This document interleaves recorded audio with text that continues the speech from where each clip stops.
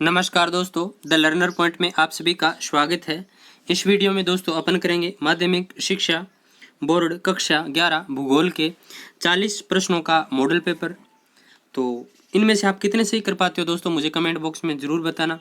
सारे के सारे प्रश्न दोस्तों रीड के स्तर के प्रश्न हैं, कोई प्रश्न रीड से ऊपरी स्तर का नहीं है। तो चलिए, प्रश्न 1 नंबर आपके सामने स्क्रीन पर ये रहा। वायुमंडल में औसत जल की मात्रा है। वायुमंडल में औसत जल की मात्रा है 1%, 2%, 3% या 4%। तो इसका सही उत्तर क्या हो जाएगा? वायुमंडल में औसत जल की मात्रा कितनी है? तो इसका सही उत्तर हो जाएगा 1%। वायुमंडल में औसत जल की मात्रा कितनी है? 1% है। अगला प्रश्न आपके सामने स्क्रीन पर यह रहा। समस्त जलमंडल का कितने प्रतिशत जल उत्तरी गोलार्ध में है? समस्त जलमंडल का कितने प्रतिशत जल उत्तरी गोलार्ध में है? 57%, 47%, 43%, 70%। पेज नंबर 106 भूगोल कक्षा 11 की किताब में दिया हुआ है। तो देखिए दोस्तों, समस्त जलमंडल का कितने प्रतिशत जल उत्तरी गोलार्ध में है? तो 43% है। कितना? 43%।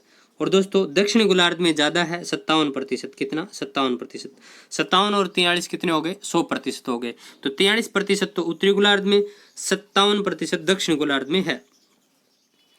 अगला प्रश्न आपके सामने स्क्रीन पर यह रहा। जल का कितने प्रतिशत भाग शुद्ध जल के रूप में मौजूद है? पेज नंबर 109 भूगोल कक्षा 11। 1.6%, 2.6%, 3.6% या 4.6। तो देखिए दोस्तों, जल का कितने प्रतिशत भाग शुद्ध जल के रूप में मौजूद है? इसका सही उत्तर क्या हो जाएगा? 2.6%। कितना? 2.6%। राइट आंसर हो जाएगा 2.6%। अगला प्रश्न आपके सामने स्क्रीन पर यह रहा। ज्वार भाटा कितने समय के अंतराल पर आता है? ज्वार भाटा कितने समय के अंतराल पर आता है?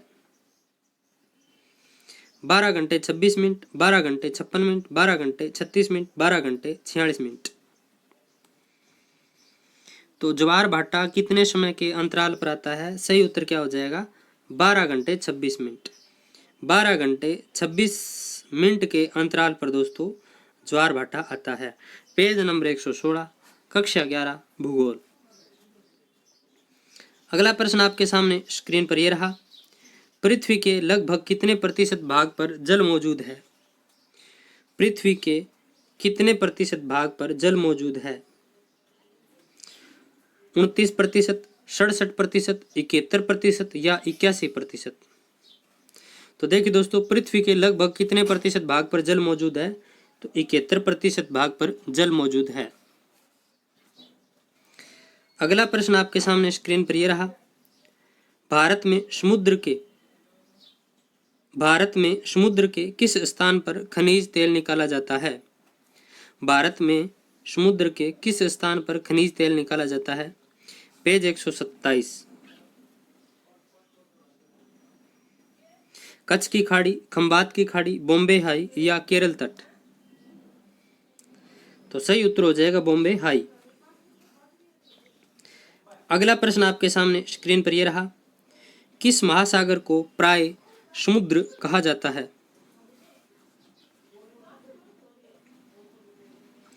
किस महासागर को प्राय समुद्र कहा जाता है? प्रशांत महासागर, हिंद महासागर, आर्कटिक महासागर या अटलांटिक महासागर। तो इसका सही उत्तर क्या हो जाएगा? आर्कटिक महासागर। अगला प्रश्न आपके सामने स्क्रीन पर यह रहा। राजस्थान में वन्य जीवों के संरक्षण के लिए कितने राष्ट्रीय उद्यान हैं? राजस्थान में वन्य जीवों के संरक्षण के लिए कितने प्रतिशत राष्ट्रीय उद्यान हैं? 5, 4, 6 या 8। तो राजस्थान में वन्य जीवों के संरक्षण के लिए कितने राष्ट्रीय उद्यान है? तो 4 है। कितने? 4। भूगोल कक्षा 11 पेज नंबर 133 पर ये चीज दी हुई है। अगला प्रश्न आपके सामने स्क्रीन पर यह रहा।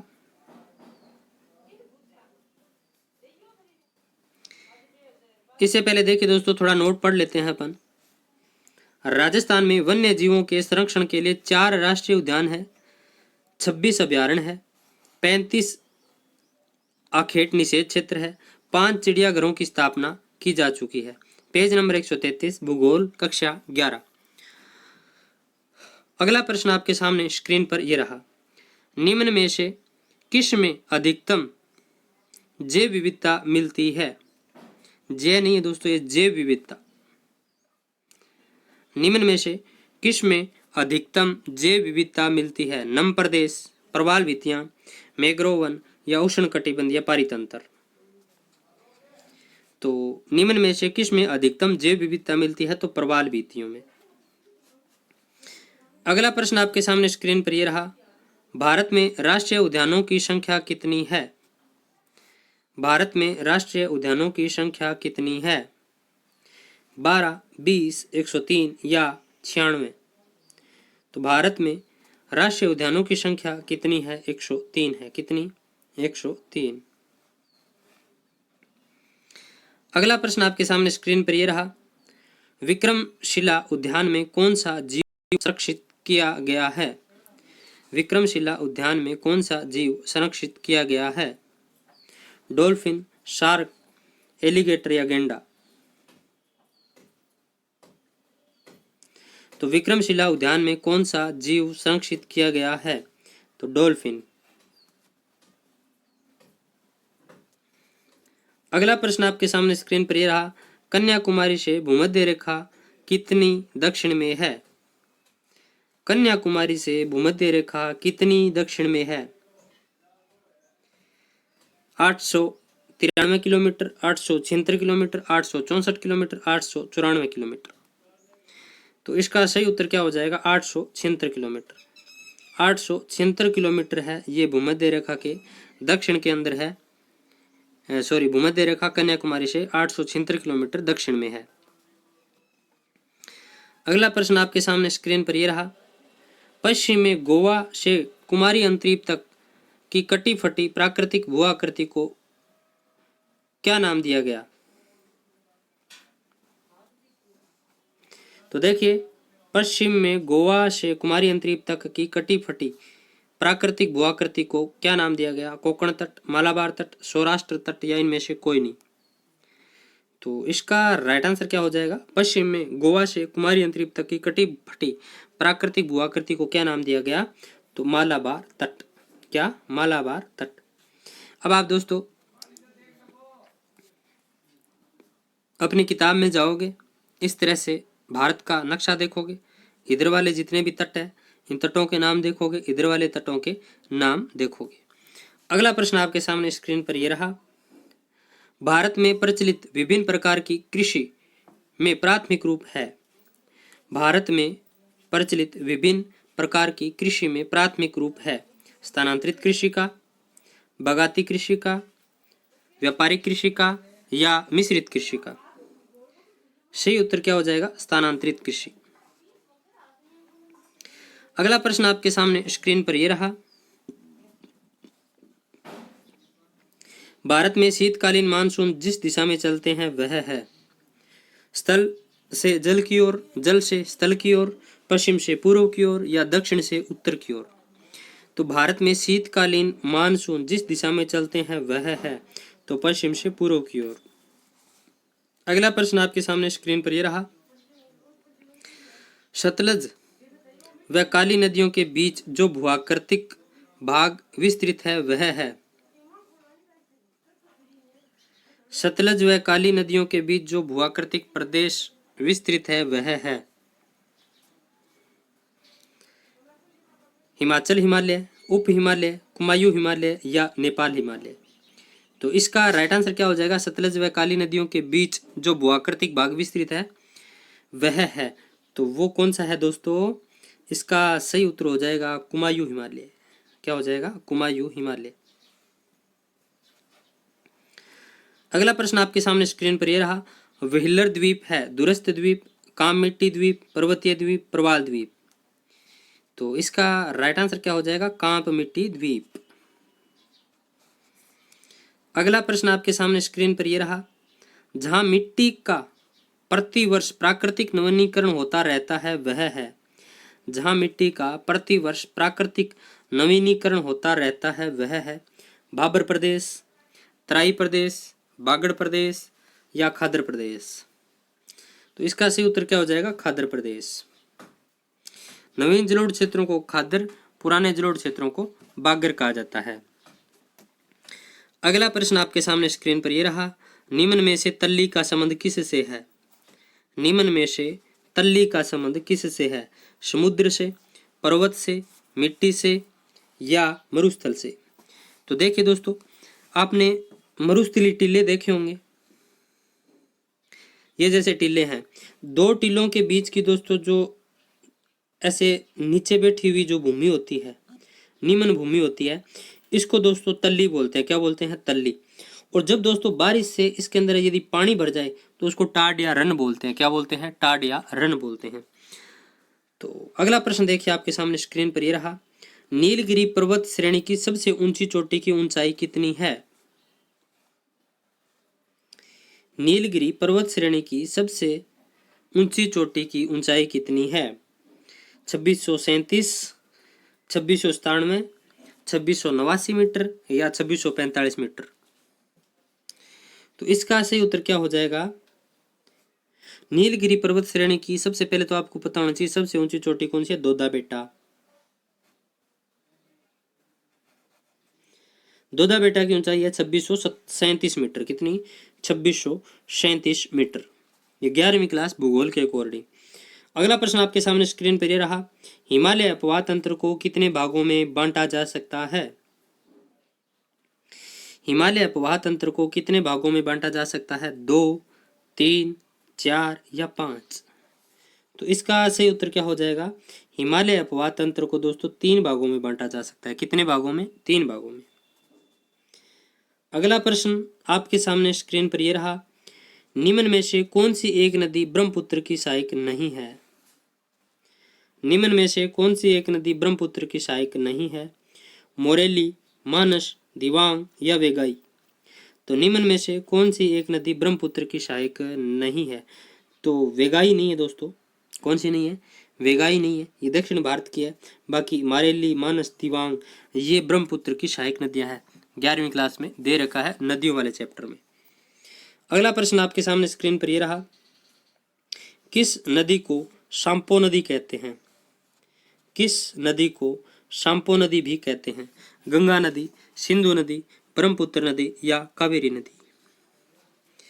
तो किस नदी को शाम्पो नदी भी कहते हैं? तो ब्रह्मपुत्र नदी को शाम्पो नदी भी कहते हैं। अगला प्रश्न आपके सामने स्क्रीन पर यह रहा, निम्नलिखित नदियों के समूह में से उस समूह का चयन कीजिए जिसकी समस्त नदियां डेल्टा बनाती है।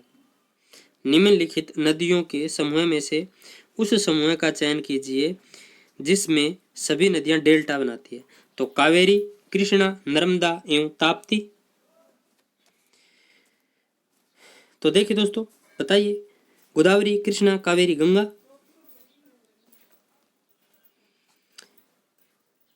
महानदी कृष्णा, कावेरी तथा नर्मदा, गंगा, गोदावरी, कृष्णा तथा नर्मदा?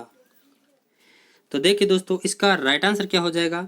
गोदावरी, कृष्णा, कावेरी तथा गंगा ये नदियां डेल्टा बनाती है। गोदावरी, कृष्णा, कावेरी, गंगा ये सारी की सारी नदियां हैं, क्या बनाती है? डेल्टा बनाती है। जो नर्मदा नदी है ना दोस्तों, इसको काटते जाना आप, आपका ऑप्शन सही होता जाएगा, देख लीजिए। अगला प्रश्न देखिए आपके सामने स्क्रीन पर ये रहा, प्रायद्वीपीय पठार के झुकाव का प्रभाव जिस पहलू में देखने को मिलता है वह है? तो देखिए, प्रायद्वीपीय पठार के झुकाव का प्रभाव जिस पहलू में देखने को मिलता है वह है संरचना, पठार की आयु, जल प्रवाह की दिशा या स्थलाकृतियां? तो इसका सही उत्तर क्या हो जाएगा? जल प्रवाह की दिशा। प्रायद्वीप पठार के झुकाव का प्रभाव जिस पहलू में देखने को मिलता है वह है जल प्रवाह की दिशा। अगला प्रश्न आपके सामने स्क्रीन पर यह रहा, यदि भूमध्य रेखा भारत के मध्य से गुजरती है तो भारत की जलवायु कैसी होती? यदि भूमध्य रेखा भारत के मध्य से गुजरती तो भारत की जलवायु कैसी होती? शीत व उष्ण, उष्ण व आर्द्र, उष्ण व शुष्क, या कोई नहीं। तो देखिए दोस्तों, कर्क रेखा की जगह जैसे ये वर्ल्ड का मैप है, ये मान के चलिए दोस्तों भारत है, यहाँ कर्क रेखा है, यहाँ पर कौन सी है, भूमध्य रेखा। अब भूमध्य रेखा दोस्तों ऊपर आ जाएगी, कहाँ जाएगी, ऊपर आ जाएगी। तो यहाँ भारत का कौन सा भाग है, उष्ण भाग है, कौन सा है, उष्ण है ना। तो अब इसको मैं थोड़ा सा ऊपर खिसका देता हूँ, यहाँ उष्ण हो जाएगा, क्योंकि यहाँ क्या हो जाती है, भूमध्य रेखा, यहाँ कर्क रेखा हो जाती है। तो भारत के ऊपर जैसे कर्क रेखा चली गई, तो कर्क रेखा और भूमध्य रेखा के बीच क्या आ जाता, उष्ण हो जाता। ठीक है। और जलवायु उष्ण और आर्द्र दो ही प्रकार की होती है, कैसी होती, उष्ण और आर्द्र। तो इसका राइट आंसर क्या हो जाएगा, उष्ण एवं आर्द्र, क्योंकि यहाँ भी कौन सी होती, उष्ण ही होती। फिर भारत में देखो 0 डिग्री भूमध्य रेखा से 23 उधर 23 इधर, उष्ण कटिबंध है, तो उष्ण होता, एक टाइम उष्ण रहती, एक साइड में मतलब एक टाइम आर्द्र रहती। तो इस तरह का ये रहता, तो उष्ण एवं आर्द्र। अगला प्रश्न, यदि पश्चिमी घाट नहीं होता तो पश्चिमी तटीय भाग में वर्षा होती, अधिक, कम, बिल्कुल नहीं, या अनिश्चित। तो देखिए, यदि पश्चिमी घाट नहीं होता तो पश्चिमी तटीय भागों में वर्षा कम होती, क्या होती, कम होती। अब टकरा करके अधिक होती है। अगला प्रश्न आपके सामने स्क्रीन पर ये रहा, निम्न में से उस समूह का चयन कीजिए जहाँ 200 सेंटीमीटर से अधिक वर्षा होती है। निम्न में से उस समूह का चयन कीजिए जहां 200 सेंटीमीटर से अधिक वर्षा होती है। तो देखिए, नागालैंड, मेघालय, मणिपुर या अरुणाचल प्रदेश, मेघालय, मणिपुर, उत्तर प्रदेश या मध्य प्रदेश। तो काटते जाना दोस्तों, मध्य प्रदेश को काट दो आप, मध्य प्रदेश वाले ऑप्शन को। नागालैंड, तमिलनाडु, अरुणाचल प्रदेश या पश्चिम बंगाल। तो इधर देखिए मध्य प्रदेश, तो ये काट दो आप। अब देखिए तमिलनाडु है, यहाँ 200 सेंटीमीटर वर्षा, 200 सेंटीमीटर से अधिक वर्षा नहीं होती, ये भी आप काट दो, क्योंकि ये तो लौटते हुए मानसून से वर्षा प्राप्त करता है। तो इसका राइट आंसर क्या हो जाएगा, नागालैंड, मेघालय, मणिपुर एवं अरुणाचल प्रदेश, यहाँ 200 सेंटीमीटर से अधिक वर्षा होती है। अगला प्रश्न आपके सामने स्क्रीन पर यह रहा, सागवान के वृक्ष जिस राज्य में नहीं मिलते वह है। सागवान के वृक्ष जिस राज्य में नहीं मिलते वह है राजस्थान, जम्मू कश्मीर, मध्य प्रदेश या छत्तीसगढ़। तो इसका राइट आंसर क्या हो जाएगा, राजस्थान में सागवान के वृक्ष नहीं मिलते, जम्मू कश्मीर, मध्य प्रदेश, छत्तीसगढ़ में सागवान के वृक्ष मिलते हैं। फिर देखिए, निम्न में से पर्वतीय वनों के वृक्षों का समूह है। निम्न में से पर्वतीय वन के वृक्षों का समुच्चय है, चीड़, बांस, बबूल, आम, बांस, बबूल, बबूल, पीपल, चीड़, नारियल या शीशम। तो देखिए, निम्न में से पर्वतीय वन के वृक्षों का समुच्चय कौन सा है, तो चीड़, बांस, बबूल, ये सारे के सारे पर्वतीय वन है। क्या है, पर्वतीय वन। अगला प्रश्न आपके सामने स्क्रीन पर यह रहा, निम्न में से किसके उत्पादन में भारत का एकाधिकार है। निम्न में से किसके उत्पादन में भारत का एकाधिकार है, चमड़ा, लाख, गोंद या कोई नहीं। तो देखिए दोस्तों, भारत का किसके उत्पादन में एकाधिकार है, तो लाख के उत्पादन में भारत का एकाधिकार है। अगला प्रश्न, भारत में काली मिट्टी है। भारत में काली मिट्टी है, विस्थापित, दलदली, लावाजन्य या कोई नहीं। तो इसका सही उत्तर क्या हो जाएगा, लावाजन्य है भारत में काली मिट्टी। अगला प्रश्न, भारत में भूकंप जिस क्षेत्र में अधिक आते हैं वह है। भारत में जिस क्षेत्र में भूकंप अधिक आते हैं वह है दक्षिण के पठार, हिमालय, मध्य भारत या तटीय भारत। तो इसका सही उत्तर क्या हो जाएगा, हिमालय। भारत में भूकंप जिस क्षेत्र में अधिक आते हैं वह है तो हिमालय। अगला प्रश्न, किस नदी को बिहार का शोक कहा जाता है। किस नदी को बिहार का शोक कहा जाता है, दामोदर, कोसी, गंडक या कावेरी। तो देखिए दोस्तों, कोसी नदी को बिहार का शोक कहते हैं। क्या कहते हैं, बिहार का शोक। और बंगाल का शोक कहते हैं दोस्तों दामोदर नदी को। बंगाल का शोक किसे कहते हैं, दामोदर नदी। ये देख लीजिए, नोट लगा कर लिखा है, बंगाल का शोक दामोदर नदी। अगला प्रश्न आपके सामने स्क्रीन पर यह रहा, किस जिले में नदियां अधिक होने के कारण शोर टापुओं का क्षेत्र कहलाता है? किस जिले में नदियां अधिक होने के कारण शोर टापुओं का क्षेत्र कहलाता है? उदयपुर, बांसवाड़ा, सिरोही या अजमेर? तो इसका राइट आंसर क्या हो जाएगा? बांसवाड़ा। बांसवाड़ा को दोस्तों शोर टापुओं का क्षेत्र कहते हैं। फिर है उदयपुर राजमंद क्षेत्र की सर्वोच्च चोटी कौन सी है? उदयपुर राजमंद क्षेत्र की सर्वोच्च चोटी कौन सी है? गुरु शिखर, जरगा, अंचलगढ़ या देलवाड़ा? तो इसका राइट आंसर क्या हो जाएगा? जरगा है। कौन सी? जरगा। अगला प्रश्न, परवन नदी किसकी सहायक नदी है?